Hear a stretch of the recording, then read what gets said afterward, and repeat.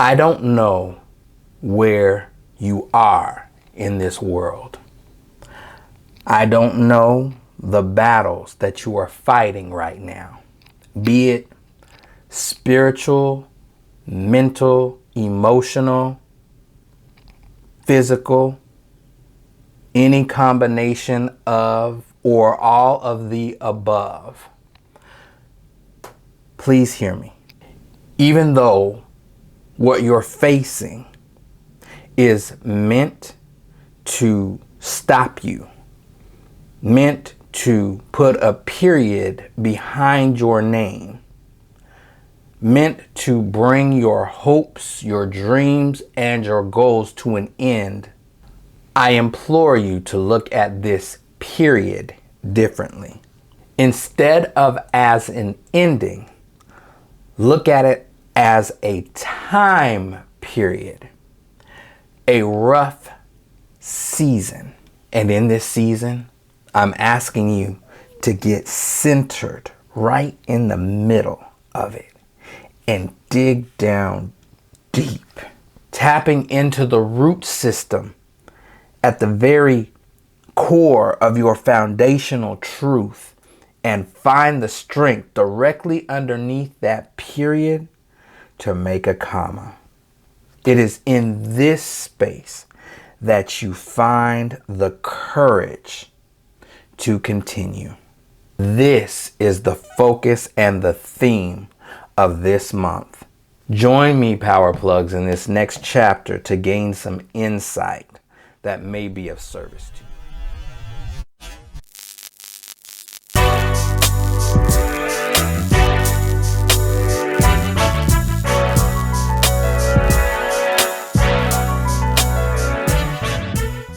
Our first story comes from one of the most important foundational movies that I was exposed to as a child. That movie would be The Wiz. Now, the reason why this movie was so important, it was the first time I had ever seen a theatrical ecosystem where everyone looked like me. And within this ecosystem, there were people who were clearly righteous, and there were people who were clearly wicked. And then you had everybody else who was in the middle. People who made choices to either side with the righteous or side with the wicked, depending on what they believed their options were. And in this story, all the people who were in the middle found themselves in situations that they did not want to be in. And based off who they believed could get them the true desires of their heart, that's who they followed. Let's plug in. He lay there, face first, in the dirt, after attempting to make a stand, declaring that his choice to do so was a complete and utter failure. And then the kind hand of a teacher tapped him on the shoulder and began to instill within him the principles of finding the courage to continue. She started by telling him, "You're just a product of some negative thinking. And the first thing that we need to do is to get rid of all the negative influence that surrounds you." She stood up for him when he had yet to learn how to stand up for himself again, and chased away all those that he had allowed to weaken him, those whom he had allowed to siphon off of his energy and benefit off the work of his hands. As a kid, I had never seen such an accurate depiction of what happens in our society. The scene was both backwards and dysfunctional, serious lessons masked in entertainment. Now, moments before the teacher arrived on the scene, we have the visual of the scarecrow hanging on the pole in the midst of a garden surrounded by crows who regularly came to feast on the produce of this garden. Now, the design of a scarecrow is to literally scare away the crows by outsmarting them, making them think that it is a real person. In between the times that the actual gardener is not present, working and tilling and planting, one quickly notices that there's several things wrong with this picture. Instead of the crows being afraid, it's actually the scarecrow who seems weakened, paralyzed, and ineffective. From the context, we can gather that this has been going on for quite some time. He tells the crows, "I'm glad you're enjoying your breakfast," buttering them up right before he asks them for a favor. He continues by saying, "Is this the day that you all are going to help me get down from here?" Not the first time he asks. And they reply, "Get down? You can't get down," even though they know he really can. "Because you're nothing but a straw paper dummy." And he starts pulling knowledge from out of his head. He's full of knowledge, but they keep telling him that knowledge and reading itself is nothing but a waste of time. They go on to say that this is all there ever is and all there ever will be in your life. Stuck and hung up. And Power Plugs, when he starts to persist otherwise, they have him recite the crow commandments, where he has to first honor them and curse himself to never get down. And then they have him curse himself in song. Now that song was nice. The song sounded good, right? Until you listen to the lyrics. And they called this song the Crow Anthem. He's living by someone else's commandments and singing someone else's anthem. And both are designed to keep him exactly where he is. Powerless, except for being able to provide for them. And y'all, Power Plugs, this is the real kicker. If you watch back and you really listen to the reason why he wants to get down off of the pole, you'll find out the truth. Something that most people miss. He tells the crows, "Wouldn't it be nice for once for me to get down off of this pole and take a walk in my garden?" So although he appears to be just a scarecrow, he is in fact the actual gardener who got hung up playing a role and lost his entire purpose. When you don't honor yourself, you will not honor your gift or what that gift is able to produce. But you can best believe that there are those who are ready to swoop in, steal, misuse, and benefit off of what it is that you're giving away as though it's nothing.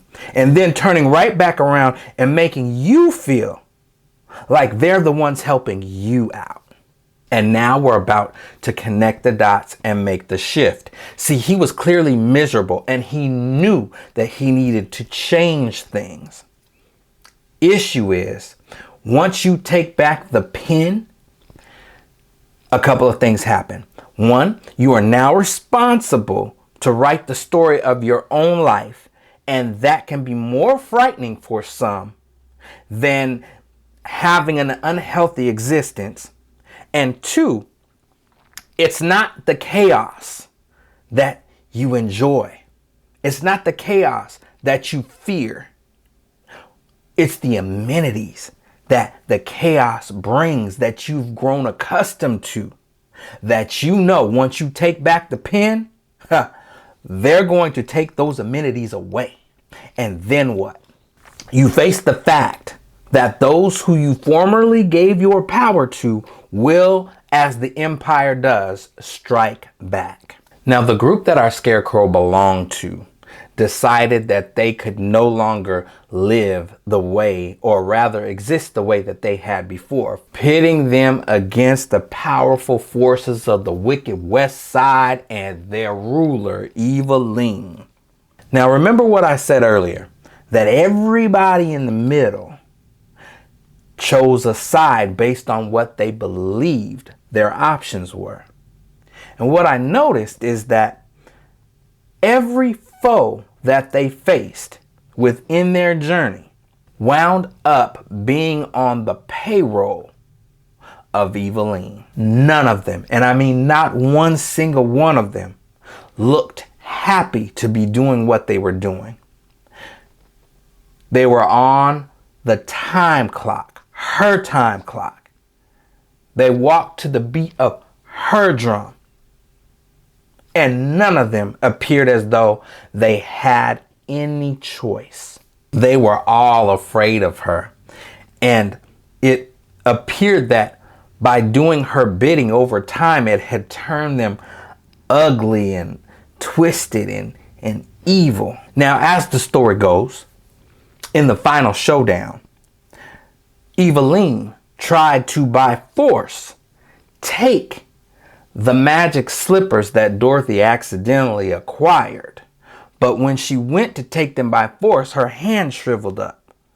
So she knew that she couldn't take them. So her method was, if I can't hurt you directly, what I'll do is I'll go after everybody else that you love and care about. And if I create enough pain and enough sorrow and enough misery and enough destruction, you will give up what it is that you're holding on to.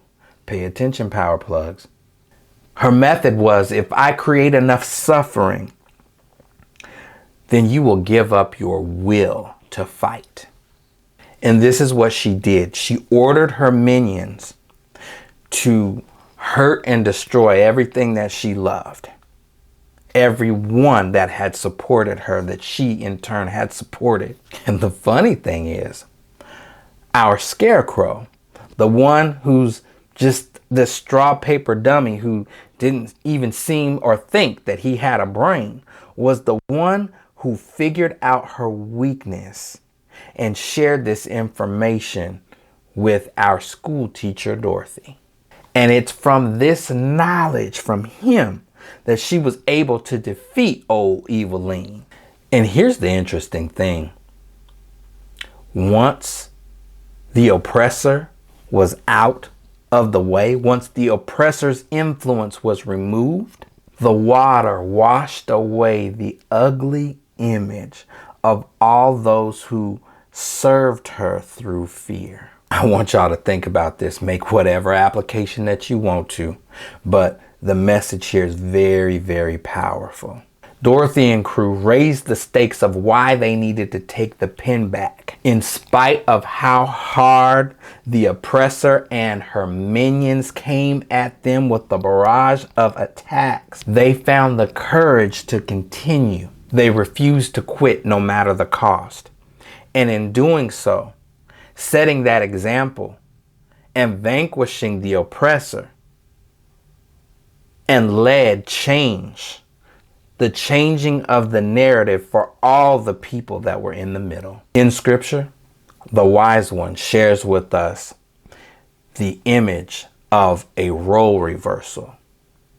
And he said that he witnessed those who were designed to serve riding on horses and the rulers walking behind them as servants in the dust. I take this to say, instead of us taking our rightful place in having the authority that we are supposed to have over our lives, we give that power away to negative influences and we walk behind as though we're the lesser. And by doing so, it can bring us to what appears to be the end or the period. That it's always going to be like this. I can't see my way out of this situation. This is the end. But we have to find the strength to put things back in order. And instead of things or negative influences having the power over us, and in spite of the fear of the backlash, no matter what, win, lose, or draw, we have to make this stand. There are those who are counting on us.